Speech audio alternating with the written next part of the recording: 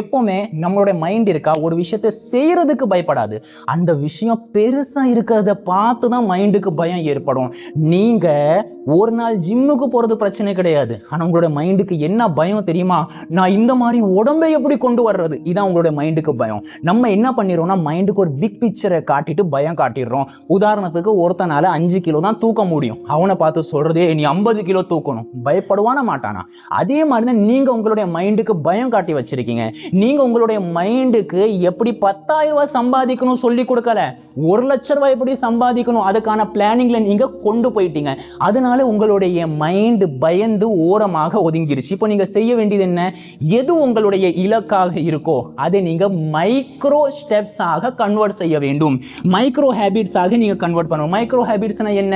Micro habit என்றால் எது உங்களுடைய கோலா இருக்கோ சின்ன சின்ன பார்ட்டாக நீங்க பிரிக்கணும். இன்னைக்கு நீங்க ஜிம்முக்கு போகணுமா? உதாரணத்துக்கு இன்னைக்கு நீங்க ஜிம்முக்கு போகணுமா? இன்னைக்கு நீங்க ஜிம்முக்கு போறத பத்தி யோசிக்காதீங்க. இன்னைக்கு நீங்க ரெடி எப்படி ஆகணும், என்ன ட்ரெஸ் போட்டு போகணும், நைட் நேரத்துல உங்களுடைய ஷூவையும் உங்களுடைய ஜிம் ட்ரெஸ்ஸையும் நீங்க ஒதுக்கி வச்சிருங்க. இந்த ஸ்டெப்பை நீங்க ஃபாலோ பண்ணுங்க. அதே மாதிரி நீங்க அங்க போய் ஒர்க் அவுட் பண்றதை பத்தி யோசிக்கவே கூடாது. காலையில சீக்கிரமா முழிச்சிட்டு நான் ஜிம் ட்ரெஸ் போட்டு ரெடி ஆயிருவேன், இது மட்டும் உங்களோட மைண்ட்ல இருக்கணும். நீங்க பெருசா படிக்கணும், ஸ்டடி பண்ணணும்னா நான் இந்த அன்னைக்கு 50 பக்கம் படிப்பேன்னு டார்கெட் வைக்காதீங்க. நான் உட்கார்ந்து டீ குடிச்சிட்டு என் புக்கை திறந்து நான் பார்ப்பேன், இது மட்டும் உங்களுடைய டார்கெட்டா இருக்கணும். உங்களுடைய ஸ்டெப்பை ஹேபிட்ஸை நீங்க மைக்ரோ ஹேபிட்ஸாக மாத்திருங்க.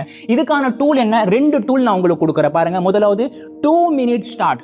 2 நிமிஷம் மட்டும் பண்ணுங்க அந்த விஷயத்தை. நீங்க ஜிம்முக்கு போறீங்கன்னா 2 நிமிஷம் நான் ஜிம்மை சுத்தி பார்ப்பேன், இப்படி நீங்க டார்கெட் வச்சுக்கோங்க. நீங்க படிக்கணும் ஆசைப்படுறீங்கன்னா நான் 10 பக்கத்தை 20 பக்கத்தை படிக்கணும்னு டார்கெட் வைக்காதீங்க. நான் 2 நிமிஷம் மட்டும் தான் படிக்க போறேன். இப்படி நீங்க 2 நிமிஷம் படிச்சிட்டீங்கன்னா இந்த 2 minute ரூலை நீங்க ஃபாலோ பண்ணிட்டீங்கன்னா கண்டிப்பா பாருங்க 2 நிமிஷம் தானாக 20 நிமிஷமாக மாறும். நான் வாழ்க்கையில பல தடவை இதை ட்ரை பண்ணியிருக்கேன். அதே மாதிரி தான் முதலாவது ஸ்டெப் 2 minutes. அதுக்கடுத்து எலிஃபென்ட் டெக்னிக். எலிஃபென்ட் டெக்னிக்னா என்னன்னா சைக்காலஜிக்கல் ஒரு விஷயத்தை சொல்லுவாங்க, ஈட் த எலிஃபென்ட்.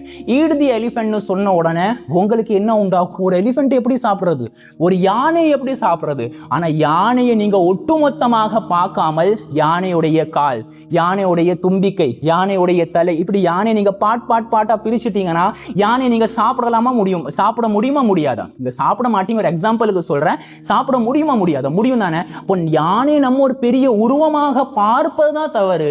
ஆனா யானை நம்ம பல பார்ட்ஸாக டிவைட் பண்ணிட்டோம்னா அதை நம்ம தாராளமாக உட்கொள்ளலாம். அதை சாப்பிடுறது நம்முடைய பிரெயினுக்கு பயத்தை உண்டாக்காது.